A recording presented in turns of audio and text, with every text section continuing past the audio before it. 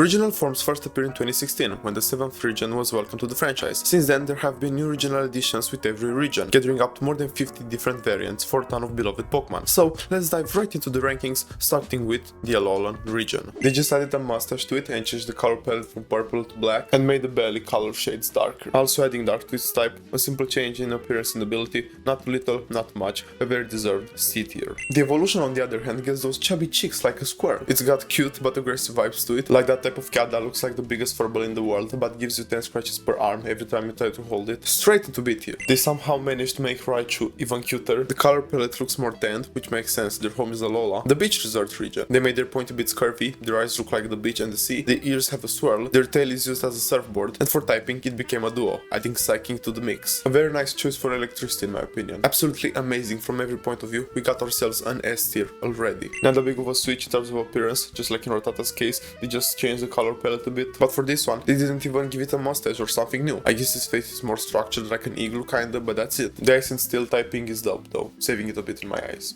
C tier. The Sand Slash, even if it as well doesn't face that many changes, its back spike pattern fits so well with the ice skulls. It just looks stunning. B tier. Keeping the ice type vibe going, and in what way? Alolan Vulpix looks marvelous. It's one of the most beautiful Pokemon in the franchise, and it has a royal and fancy aspect to it, like a princess. A tier. They managed to up it from a princess to a queen with this one. This form has an elegant aspect to it and also has a fair type attached to it. I remember its card in Pokemon TCG being overpowered when it came out because it countered the GX Pokemon. I've got nice memories of it, and the aspect, as I've mentioned, is absolutely fabulous. S tier. The most basic change so far. It only got 3 strings of hair in its head, like it's Greg Heffley, and the saturation got amped up. That's it. Also has steel attached to its typing, but not enough to take it up from F tier in my eyes. The evolution is much more interesting and fun. Those 3 strings of hair from its basic form transformed into some beautiful blonde hair for the evolution. This ups it up a little bit in rating for me. C tier. Just like in the case of Vulpix and Ninetales, one change to this form is it makes the Pokemon more elegant. I don't know what is in the air in Alola, that and changing its color palette a bit and making it dark type. So basically the same as Rattata. C tier. Unlike Eradicate's case, I don't think this evolution salvages stuff as much.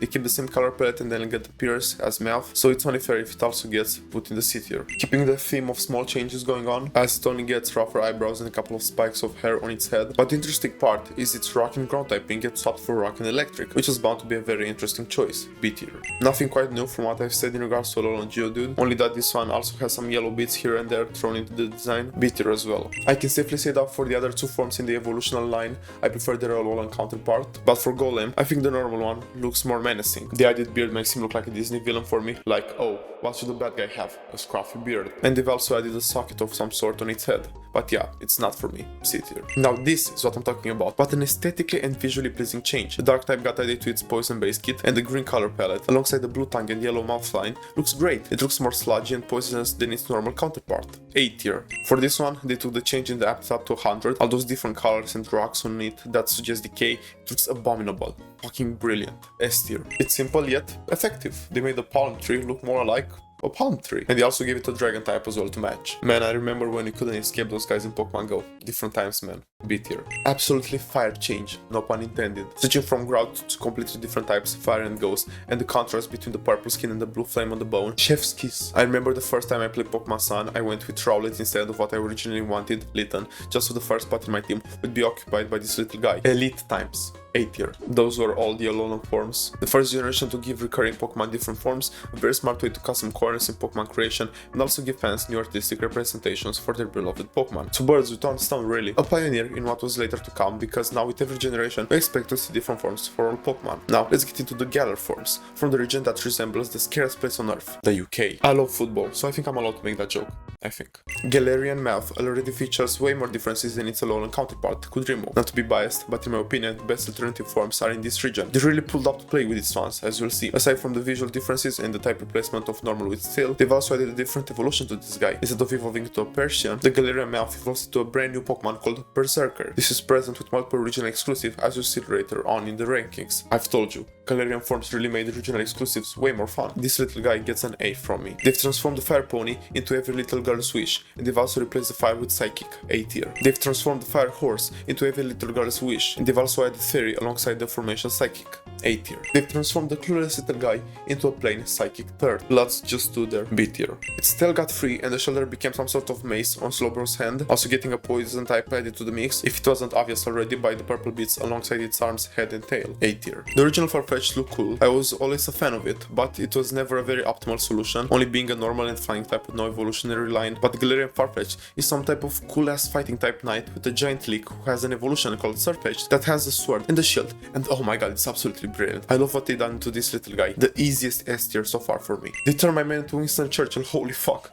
B tier. They swapped up the Psychic for Ice and basically made him into a frozen Harley Quinn, which also has an evolution now, Mr. Rhyme, who looks like Charlie Chaplin. So they really went full British with this region, huh? B tier. They've also made Galarian Forms for their legendary bird trio. Articuno's Ice type got swapped out with Psychic, and the bird has a more seclusive look to it, as if it's practicing dark magic and keeping it a secret. Not the biggest fan of it though, I consider the other two superior. C tier. Now we're talking electric switch for fighting and the yellow to this aggressive dark orange. The bird just has a menacing appeal to it. It's awesome. A tier. Probably my favorite out of the bunch. The fire got switched to dark, but you can still see its flames, which have gotten really beautiful because of their pink color. It looks evil. That look in the eyes with that smile, absolutely fabulous. S tier. Slowking got a shoulder strapped on its head as if it's controlled by plankton like in that one SpongeBob movie. C tier. This one is hard to form a thought upon. On one hand, I really like that it brings a new Pokemon as its evolution, Corsola, which I think looks stunning, but the Galarian Corsola itself is pretty meh. For me, the typing is Ghost and the intention was for it to look sad and shallow, but it's a bit too much for me. D tier. That's it. That's the whole change. Almost all of the forms so far in the Galarian region were great. And you do this now? F tier. This little guy also has a new evolution, Obsigoon, which is actually fire, so it gets a little push above Zigzagoon. D tier. This is just a redone of the Valp exchange and doesn't even look remotely as cute. D tier. This guy has two modes, Standard and Zen. Both look great in the original form, and the Galar one is pretty alright. I like the massive blob they place on its head in Standard mode, and the Zen one tries to resemble a snowman. It also has Ice and Fire type, which is a great combo. B tier. It's not usually that different, you might just actually believe it's a different form, like how Unknown has, but they added on a ground type to it, and instead of adding a new evolution on top of the line, they replaced Cofagrigus with another one, Runerigus, which looks interesting. It looks more cursed than Cofagrigus, which in my opinion is more important when your Pokemon resembles an Egyptian sarcophagus. B tier. Changing the electric part to steel and making it look as a trap is fucking creative, I love it. A tier. And with that, we finished the British region and we're now moving on to the Hisuian region, which represents all Sinnoh from the best Pokemon game in years, Pokemon Legends Arceus. They don't give Bro rock hair that covers his eyes. I like the blood orange reddish fur though. B tier. They turn Bro into a menace, it looks fabulous. A tier. It now has grass attached to it, so that's a pleasure to see alongside the beautiful pleasing way they've made him. He looks carved out of wood, and those eyebrows, I fucking love this little guy. S tier. They done turned its pedophilic smile into a frown. Still can top the Hisuian Voltor. That one for some reason, mostly the eyebrows, let's be honest, looks better. A tier. Wow. Just wow. Some may say it looks as if they attached a Misdreavus to its collar, but in my eyes, and also look at those mesmerizing eyes, it looks fucking amazing. And it now has a ghost type attached.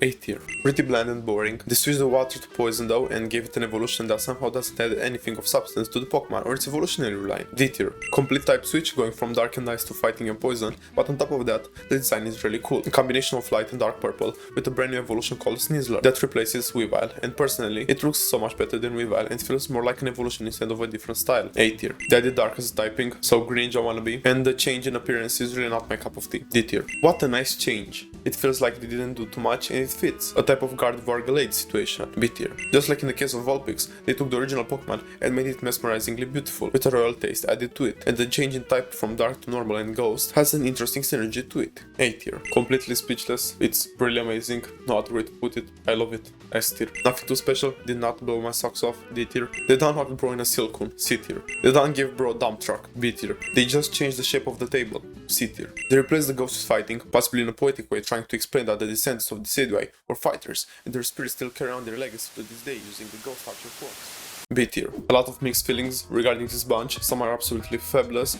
and others feel like they just didn't try. At least the game is super fun, unlike the home place for last regional forms, Paldea, which resembles Spain, a place that is actually interesting, unlike its video game counterpart. They have three versions of Taurus, one plain fighting, one that also has fire attached to it, and the other one with water. They don't have the noticeable differences, and they all look mid. D tier. They don't turn Bro into a third, but at least they gave it a new evolution, Cloudsire, replacing Quagsire. It's hard to choose which I prefer between the two, because they're both just some cuties in my eyes. B tier. Those are all the Paldean Forms, 2 or 4 if you count each Taurus individually. A bit of a let-off considering Alola had 18, Galar 20 and Hisui 16. A big drop-off and I really can't understand why. I always was a big fan of them, seeing returning Pokemon with a different spell added to them, and I think it's safe to assume that other parts of the community were just like that as well. I remember people being hyped about the third Wooper, but at the end of the day, the franchise is owned by Nintendo, which we all know by now thrives off listening to the fans and making healthy changes to their games.